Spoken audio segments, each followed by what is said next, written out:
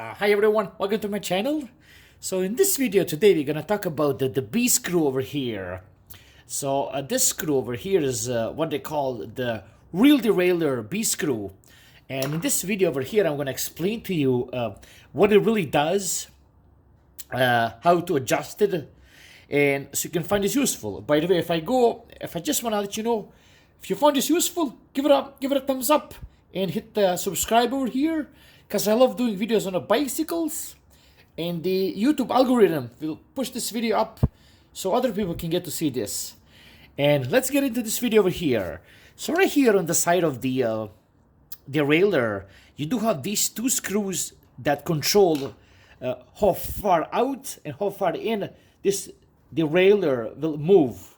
And then the third one over here is so-called the B screw.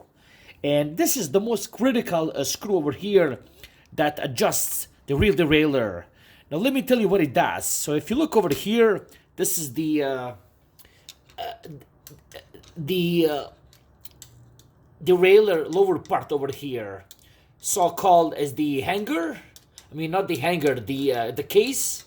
You see what I'm talking about here? So if you mess with this screw over here, the more you push it inwards, this cage over here, the chain cage, will stay further out.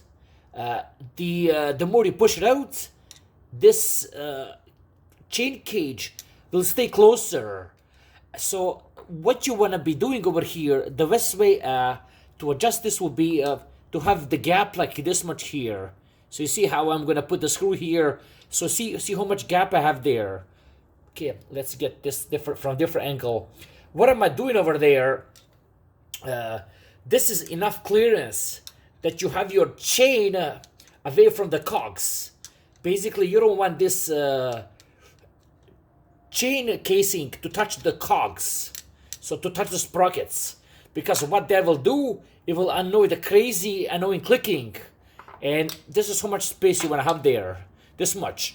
Now, at the same time, you don't want to mess with this screw too much, because you don't want this chain cage to be too far out from the cogs, because what that will do, it will create the sloppy shifting, you know. So your bike is gonna kind of shift slow and kind of sloppy. So you're gonna lose that shifting performance. Keep that in mind. And I'm gonna just show you over here. So you're gonna come back here and you're gonna mess with this screw right here.